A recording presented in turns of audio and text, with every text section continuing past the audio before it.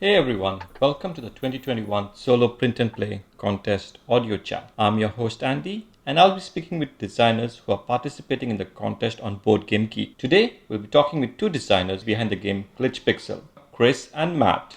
Hello. Hello. So let's get started.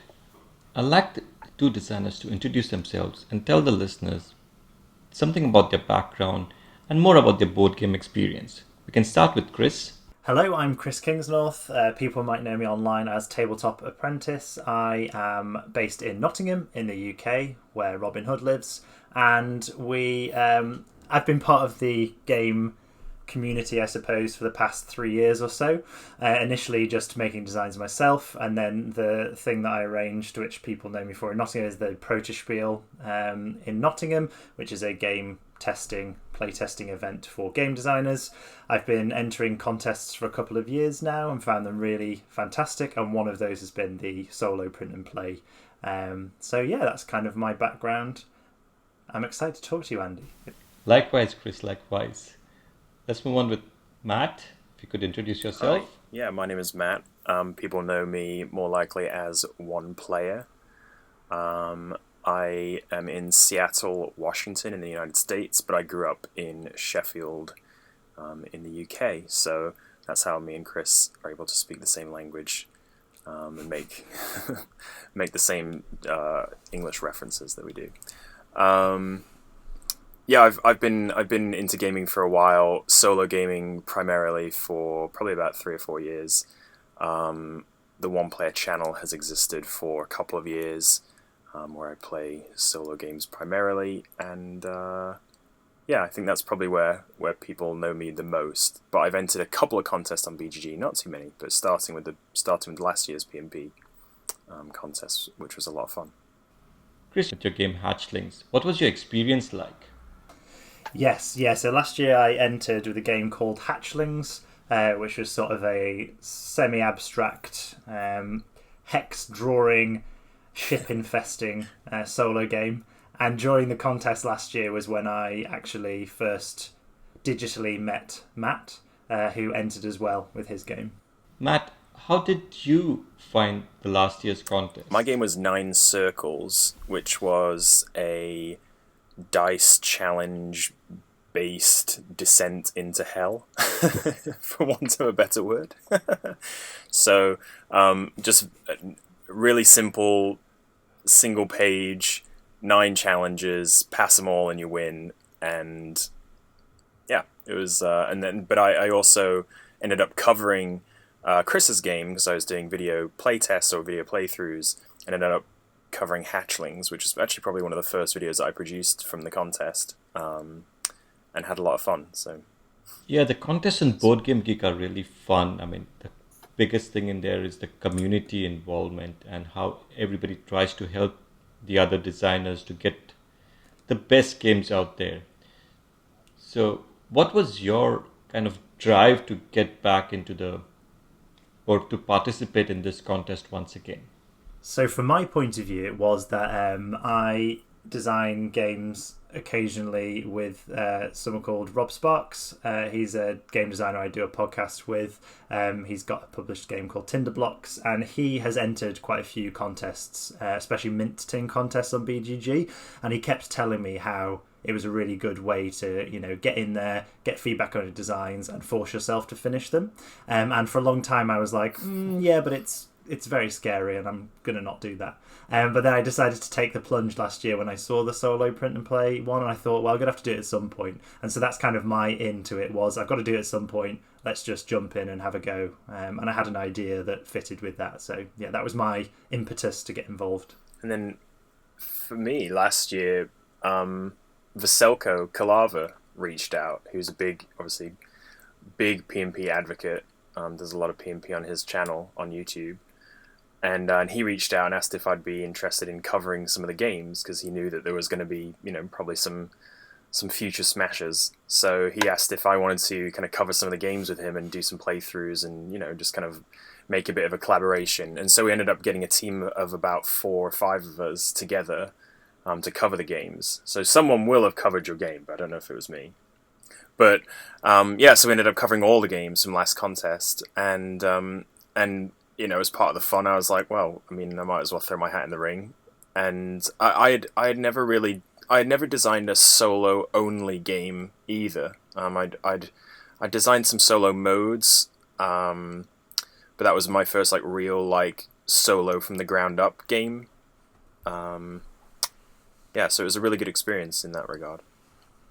So in last year's contest, both of you all designed games individually. What was it that got you to co-design the game this time, and how did you all find each other? So, from my point of view, it was that I really loved Matt's design, the Nine Circles from last year. I thought it was a really clever game, and I thought, I wonder if Matt would be, would be interested in doing a co-design of a quick one-page roll and write game, which then once we started talking about what we want to design, definitely deviated heavily away from that. So I basically messaged Matt and said, if you got some time, do you fancy thinking about designing a game? It wasn't specifically for this contest or anything like that, but we started thinking about the games. And then when it came to this year's contest, it made sense that we entered it for that, as we were designing a solo game that can be printed and played. Yeah, it started off as, like you said, all right, let's make a single page and throw it onto the internet and see what happens. And then of course, like you said, it kind of spiraled out of control. So we started, I think, with medieval forgeries, and then ended up with some 2,000 years in the future designing a futuristic cyber something. Who knows what it is? Yeah. So now let's talk about your entry in this year's game design contest. It's called Glitch Pixel. So Glitch Pixel is set in a cyberpunk future where all money is now digital, which is kind of what's happening in real life. Undercurrent social commentary, and basically it's a dystopian future where these huge mega corporations, they trade in a currency called Dominium. It's basically a cryptocurrency, but the way that it's encrypted is in artwork. And what they do is they have all their wealth, and because they have so much wealth and therefore so much data, they can encrypt it in these huge digital artworks that they then put on the side of their skyscrapers just to show everyone else how much money they've got. And these skyscrapers are looked after by the Sentinel engine, which is an AI which basically crawls through the data, the pictures, and checks that no one's trying to fiddle with them. But we, as the player, are part of the Glitch, which is a resistance hacker movement, and our job is to tweak those pixels to divert funds and make general problems for these mega corporations. So in the game, it's essentially a pattern making, hand management game with a semi-AI component where you're trying to achieve objectives through the game. Matt might be able to give you some more specific gameplay information. I've given you the overview. And there's a soundtrack suggestion, and the rulebook is a play as you learn rulebook. So you don't have to read the rulebook and then play, you can just get stuck straight in. I think the flavor text, you did a great job. I couldn't have put it better myself. I'm there. I'm in the future. I'm in the future now. I think you said it perfectly. Yeah, it's a like a tile placement, pattern matching. You're looking to create ostensibly matching patterns within this grid, because that's how you're going to divert the funds away from the giant megacorps. And yeah, it's essentially about placing tiles in the right order, I suppose, in order to make the patterns that you select towards the start of the game. So how much did Robin Hood actually inspire your game? Ooh. Well, I suppose he did rob from the rich to give to the poor. So maybe subconsciously our Midlands brains together had just... This is like futuristic Robin Hood. So yeah, that was a good question, Andy. That was insightful. That was insightful. No, I think that's totally true. I mean, come on, it's a bit of an English legend, isn't it? Like, it's a bit of that kind of counterculture, undercurrent of disruption. I'm there. Something I noticed in your rules and in your description on Board Game Geek for this contest entry was the fact that you have a soundtrack. So essentially, when we were designing this and we started getting into this, it's like a cyberpunk, future, lots of neon and, trench coats and all that kind of thing. What came to mind was the cheesy kind of, cyberpunk soundtrack, synthwave, that kind of retro futuristic 70s music. And basically, while we were doing our separate bits of design, we were kind of listening to that to get us into the design space.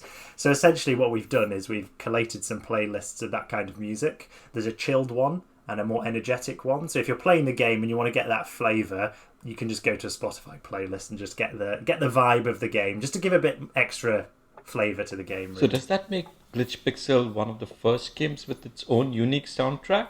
Are you aware of any other games with a soundtrack?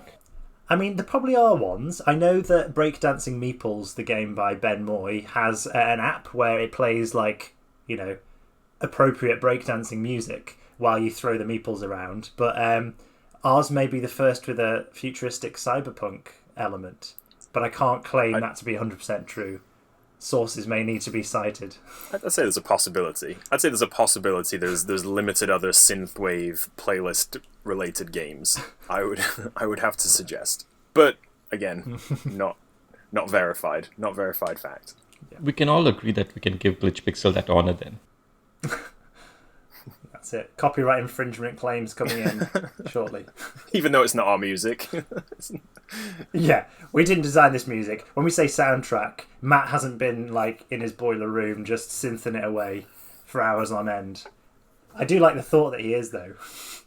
It's an alter ego. It's my nighttime alter ego. Neon wolf. Hacker in the morning, cyberwave at night. So with the game itself, how far do you think you've come along? Has it progressed a lot in terms of where it is, and are you happy with where the game is right now? I think from my point of view, thanks to everyone that's played it so far, we've had some great feedback. It looks like people are enjoying it, and people have really taken time to give some insightful feedback about things we can change, and we're currently doing that. So up soon will be the colorblind friendly version. There'll be a low ink version, and we'll be making some slight gameplay tweaks, but we're fairly happy actually. People seem to be excited. We've got a campaign mode which we're developing that might not be finished specifically for the end of this contest, but when it is available we'll let people know. So then there's a story to it. There's going to be some prose that people can read to really get them in the zone, some extra objectives. There might be some secret cards that appear in that, but can't tell you too much because it's a secret. A secret. Can't say anything. I'd second that though. I think like you said, I think one of the main benefits of these type of contests is just the feedback you can get, and I think co-designing is like getting feedback up front, right, from your co-designer. But I think there's nothing quite like having people approach the game from brand new and look at it and see, and play it and have that experience first time around. So about the game specifically, I'm just grateful that people are testing it out and providing us their ideas. Recently, even I've been co-designing a lot of my games. Prior to that, I was designing games individually. So what is it that is really something that stands out as a key benefit of co-designing a game? From my point of view, it was that I've designed every game up to now on my own, pretty much. I've had some people I play tested with who are kind of also designers, but never ones who are designing the game with me. And I just felt like I'm quite a sociable person. I like talking to other people, and actually bouncing ideas off people is something I really enjoy.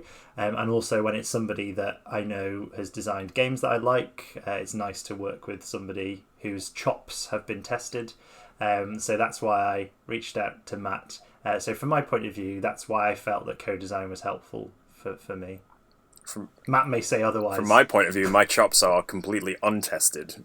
These chops they're wild. Who knows? I don't know what I'm talking about. But I think the opportunity when Chris reached out, I think the opportunity was just too good to pass up. I really enjoyed Hatchlings, and now we're just patting each other on the back. But I really enjoyed Hatchlings and had a great time with it. And similarly, everything that I designed had just been myself, sitting in my own little bubble. So to have someone just to say, you know, I'm thinking of like we should make a game about forgery, and then the expansion of like, you know, two minds being better than one, for someone to say, well, if it's not forgery, what if it's this, and if it's not in the past, what if it's here, and if it's not, etc., etc. And so the creative process seems to go seems to get like kind of accelerated almost, because you've got such a interesting like confluence of ideas. So that's what's worked, at least for me so far.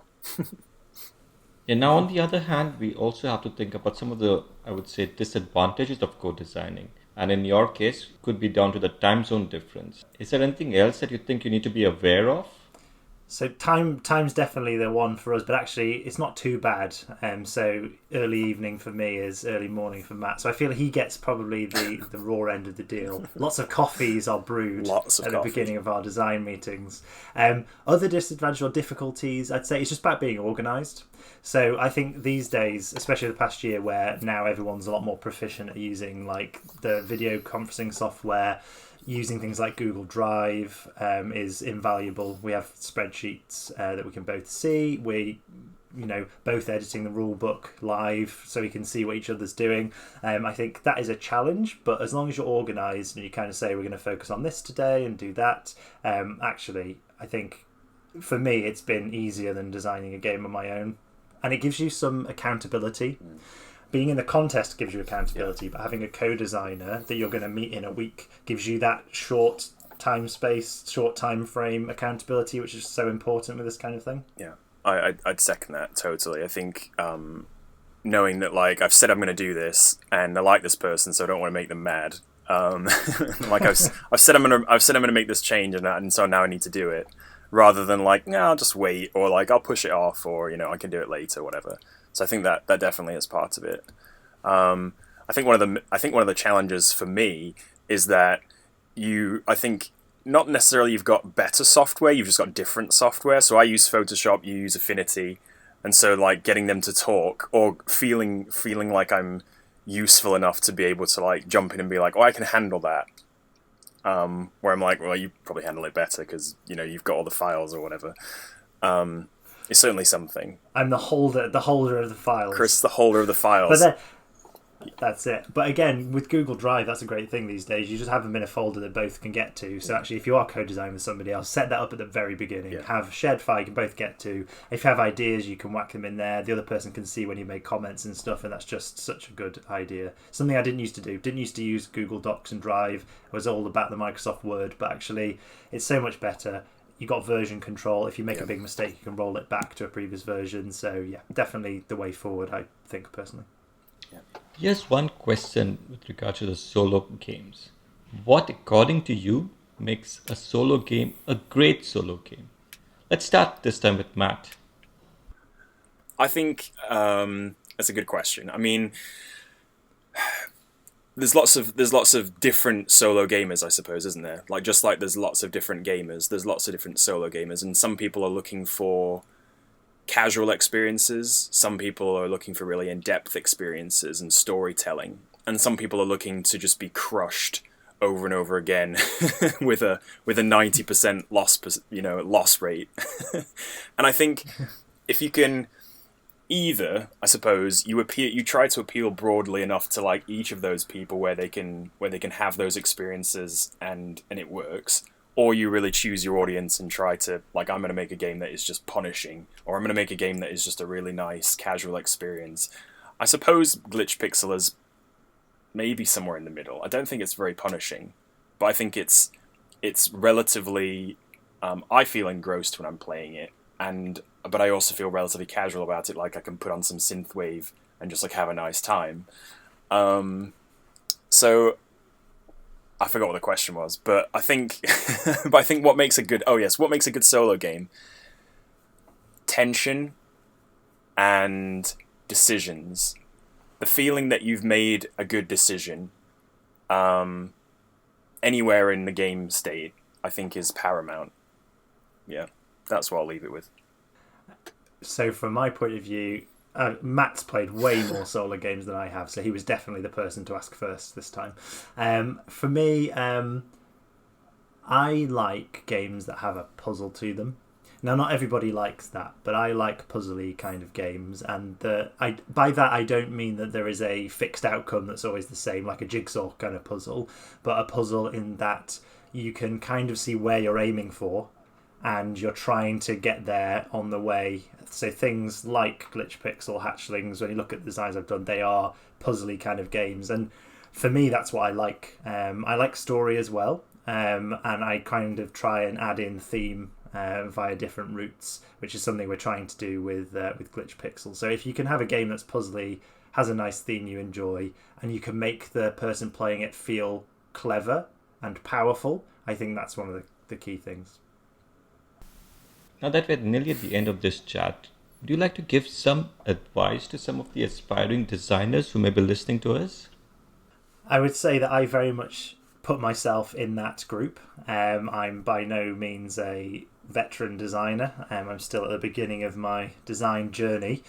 So from a personal point of view, I would say if you have ever thought about entering a contest and you're worried about it, don't be. Get stuck in.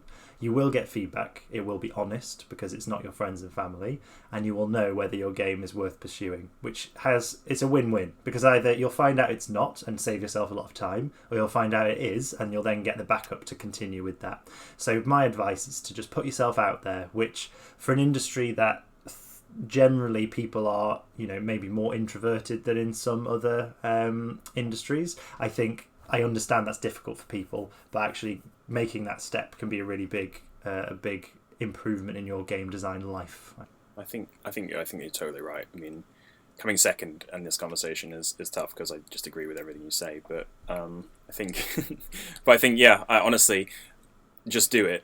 Like if you have an idea and it's even just a spark, I think putting something into the world where you can have people who, you say it's honest, but it's also kind. Like no one on BGG has ever been like, this is trash, never design another game. Oh yeah, definitely. It's just not how people are, and I think that's wonderful because I'm sure in lots of industries that probably does happen.